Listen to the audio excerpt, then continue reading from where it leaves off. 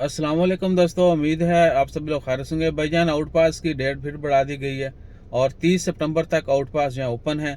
लेकिन अभी नए आउट पास सिर्फ मिनिस्ट्री ऑफ लेबर इशू कर रही है। एम्बेसीज की जानब से कोई ग्रीन सिग्नल नहीं आया। होपफुली एम्बेसीज भी जो है वो भी इशू करना शुरू कर देंगे। अगर कंफर्मेशन आती है तो इमीडिएटली शेयर करेंगे, क्योंकि लास्ट टाइम सिर्फ उन लोगों के आउट पास एक्सटेंड किए गए थे जिनको पहले आउट पास मिल चुके थे या जिनकी रजिस्ट्रेशन हो चुकी थी।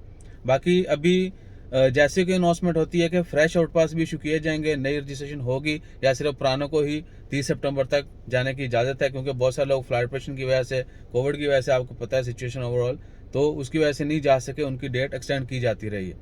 बाकी इंशाअल्लाह ताला खैर जैसे कोई मजीद खुशखबरी आती है वो भी शेयर करते हैं। होपफुली इसी वीक में स्प्रिंग कमेटी की मीटिंग भी है, जो कि आज 30 अगस्त है, सोमवार का दिन है, मंगल बुध जुमेरात को होगी होपफुली।